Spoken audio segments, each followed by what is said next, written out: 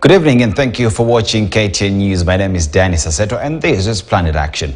We are at a critical point for the future of the planet. We have years, not decades, to address the interconnected crisis of climate change and biodiversity loss. What we do between now and 2030 will determine whether we slow warming to 1.5 degrees Celsius, the level scientists agree will avoid the worst impacts of climate change. Fortunately, science shows that natural climate solutions can deliver up to a third of the emissions reductions we need by 2030. We will be having these conversations a bit later, but before that, what is happening in Africa, in East Africa? Now, Tanzania's commercial capital, Dar es Salaam, put residents on water rations after a drop in the city's main water source, the Ruvu River. Authorities say the water supply problem is beyond their control, but critics see it as a failure to manage resources. Charles Kombe reports from Dar es Salaam, Tanzania. 39-year-old Dar es Salaam resident Halima Athman buys water from a private well for her daily use. For more than a month, city residents like her have been forced to buy water from commercial sellers due to a shortage of water supplied by the city. Before we were buying 1 gallon for 500 shillings, but now it's 1,500 to 2,000. For us citizens with low income, that's a lot of money. I have a family, so how many gallons should I buy? It costs us a lot and we can't afford it. At the end of October, authorities in Dar es Salaam declared a water shortage and began rationing in Tanzania's largest city, home to about 5 million people. Officials say, due to drier conditions, the water supply from the Ruvu River, the city's main water source, has dropped to about 300 million liters a day, while the city demands 450 million liters. Critics say Tanzania's authorities should have done more to prepare for the drought. We've been blaming this on lack of rain. What about those countries where they don't receive rainfall for a long time? Countries like the United Arab Emirates or Sahara countries. It's the government that lacks priority in the water sector. If not resolved soon, the water shortage could impact on Tanzania's economy. The National Bureau of Statistics says Dar es Salaam accounts for 80% of the country's industrial activity. But weather experts say an end to the shortage is in sight. We are heading to December. We are expecting an increase in rainfall. Rain will help in various economic activities. People will harvest water for domestic use, and the water shortage will decline. Meanwhile, Athumani cleans with the little water she has and hopes for rain and a sustainable water supply. Charles Kombe for VOA News, Dar es Salaam, Tanzania. That is what is happening in our neighboring country, Tanzania, with regards to effects of climate change. They are seeing rationing of water and even electricity. But now let's come to a conversation. Experts have identified many ways to help tackle climate change, which includes ending our reliance on fossil fuels, introducing climate laws and protecting nature. When we talk about policy, what do we really need? More laws or stronger laws? To have this conversation with me is Charles Mwangi, Head of Programs and Research, Pan-African Climate Justice Alliance. Welcome, sir. Thank you. When we talk about climate change and solutions associated with it, how do we make sure that all the solutions that come together are first of all localized for them to make sense to us? Because we talk about damage and solutions at COP27, but people at the grassroots don't understand it. So how important are those decisions and how do we cascade them moving forward to make sense to the person down there? Thank you so much, Dennis, for having me for this show. And there can never be a better time to have this conversation than now, especially because we've just come from Egypt, and COP27 has just been concluded. And you see, climate change and like many other things really affects all of us. And you realize that whatever happens at the global space really affects us locally. And therefore, it's important really to establish the interconnectedness between what happens at the global level and how that affects us on the ground. Now, at COP, there were many decisions that were actually passed. And all of them have an implication in what happens on the ground. But you put it very well, that we really have to localize actions on the ground. We have to think global, but act local. But it's also important to realize the reason as to why we experience climate change is not because of our actions, especially in Africa. It's more so because of what is happening, especially in the developed world. Because they took a different development trajectory, really, that was really carbon intensive. Their factories, burning of fossil fuels, for automobiles, and so on and so forth. And therefore, 96% of the global greenhouse gases emissions actually come from the West. And Africa only contributes about 4%. But ironically, most of the impacts of climate change are actually felt here, in Africa, and Kenya is in Africa. So we're experiencing those issues. And this is very, very true, especially for our brothers, our sisters, especially from the arid and semi-arid areas. We're experiencing a lot of, deaths, of livestock, in northern Kenya. Talk about Marsabit, talk about Turkana. And even now, the government is actually mobilizing, resources to support, communities that are at the verge of starvation. And actually, the Deputy President is calling, for us to contribute actually resources to support our brothers and our sisters. But should we actually be where we are now? Can we do something about this particular situation? And this is what brings about the question about thinking about moving locally. And the world is gravitating towards locally led actions. Even though the situation is happening at the global level and we find ourselves sometimes not getting what we need at the global level, we must think about our situation locally.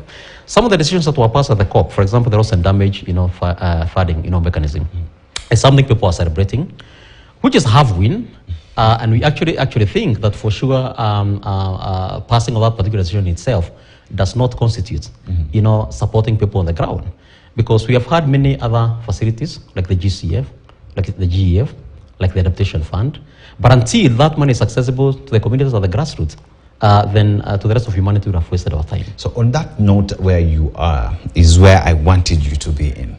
Here is a question where there are these decisions on loss and damage that will be $100 billion per year until 2030. By the time those funds, these countries decide to give those funds, what can we do as Kenyans, as the government of Kenya, as Charles and as Dennis, to make sure that we are addressing climate change in our own little way? Because if we go back to Paris Accord, decisions were made, agreements were agreed upon, but that fund was never given out. So how do we then say, as we wait for that, this is what we are doing? That's a very good question. Actually, that is a $1 million question. What can we do, to solve the situation from where we sit? And I think there are many things that we can actually be able to do. First and foremost, it's important really to enlighten our people. First and foremost, of this impact of climate change, and basically some of the strategies that can actually be able to implement at the local level. And I want to say that even for communities to be able to access resources that are available, at global level, even domestically, they need to be capacity built in terms of how do you develop proposals that are bankable for you to attract resources that you can actually be able to use, to do some adaptation initiative within your region. But beyond that, again, as a country, we need to think about how can we be able to implement and facilitate implementation of some of the policies we have. Because we are not poor in terms of policies. We are very good in developing policies one after other. And I know we have the National Adaptation Plan, for example, Climate Change Action Plan. We have our climate change response strategy, and many other very beautiful policies. We have technocrats who have put together these particular policies, but how can we ensure that we actually translating this into action on the ground, where it matters most? Because we must think about the frontline communities first and foremost, and therefore decisions must actually be made right from the ground. We must be able to bring the communities at the frontline of climate crisis on the table whenever we are thinking about coming up with strategies of implementation of those particular policies. And that's what we call procedural justice. Because if you're planning and you're planning for communities that are not on the table, then you're just wasting your time. And I think we therefore need to put resources, in terms of actualizing those particular policies and plans that we have. We don't necessarily need many more policies. What we have is enough. But put resources, and don't just expect resources from outside. If you look at the nationally determined contributions that Kenya submitted, the revised edition, that is the second edition, we need like $60 billion to implement those nationally determined contributions. And mind you, more than 10%, actually I think about 13% is supposed actually to come from domestic sources. The rest is expected to come from, outside. If you look at that, if you're going to expect, resources from outside to solve our problems, I think we're going to wait for a longer time. But we can be able to mobilize our own domestic resources in terms of actually solving some of the problems we have. Even as we push for accountability from the polluters, the highest emitters must actually be able to pay, for whatever the damage they have actually caused. But let us also mobilize ourselves internally to save ourselves. And now here is a question where the president is big. His first speech being inaugurated was, we will make sure that we address the drought situation in the country. We will make sure that we grow our trees and increase our forest cover to 30% by the year 2030. Wants to grow 15 billion trees by the time we get to 2030. But how do we make sure that we go to that person who's at the grassroots depending on firewood to cook? Because then we know firewood equals cutting trees equals climate diversity where we are as we speak right now. So how do we package this information and make sure that everyone is brought on the table, that everyone understands the importance of protecting our ecosystems and diversity, and we give them an alternative to their energy needs? Because let's face it, we are here because of poor decisions on energy use. Thank you so much, Dennis. And we want to appreciate the president really for his speech. Actually, when he went to the US for UNGA, his speech really was revolving around climate change.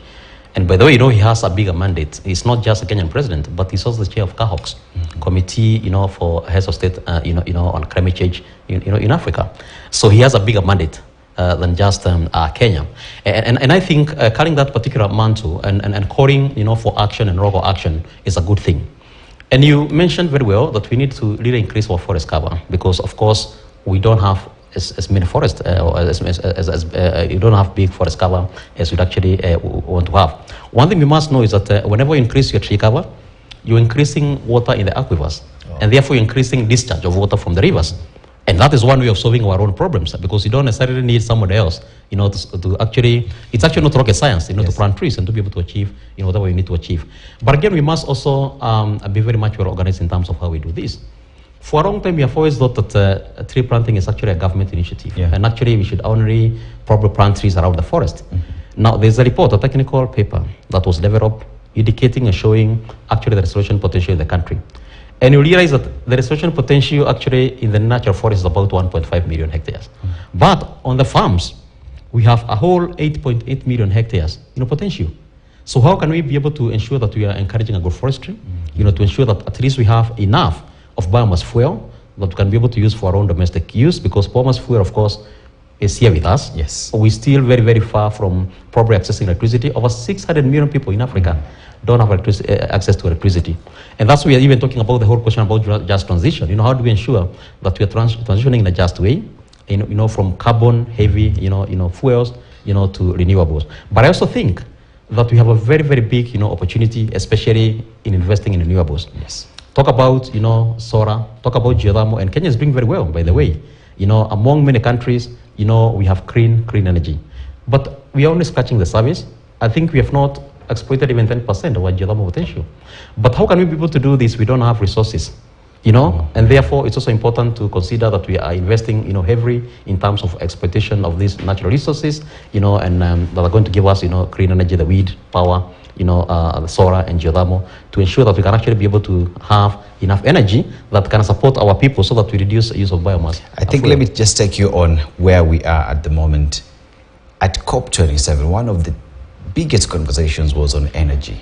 Why is it that when it comes to having subsidies, the technology that is out there in order to us to get wind power, solar power, geothermal, because that technology is out there, why didn't we hear anything about subsidies to African countries to be able to access clean energy moving forward? Because we don't want to start using coal, yet we know we have the resources here. Why wasn't that on the table? That is a big debate. Because Africa, we are developing. And the question is, should we keep our natural resources, our oil, and the rest on the ground when we're still, suffering and still need this particular energy? And it's a very, very big debate. And the question is, how can then can we be supported to transition or lead it to move, to the renewables? so that we are not encouraged, to exploit, our oil, because we could as well, do that and pollute, on our part. But is that the trajectory we want to take? Of course not. And therefore, one of the main contentious issues, really, even in the COP negotiations, is the whole question about, technology transfer.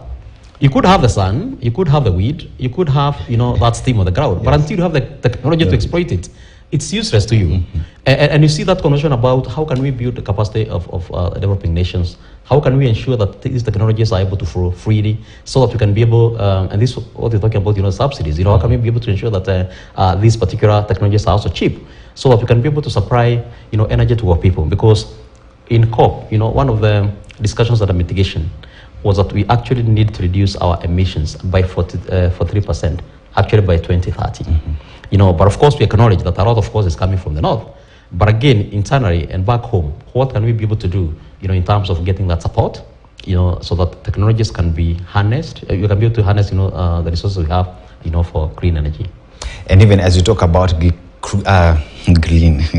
clean energy, we are here pushing this agenda, but how important is it for the government to say, include this into the curriculum, so that when that child gets to primary school, to nursery school, they are taught on the importance of protecting the ecosystem, their biodiversity, of growing trees from that young age, so that by the time they are adults, they enjoy the clean energy, the clean air, everything that this world has to offer.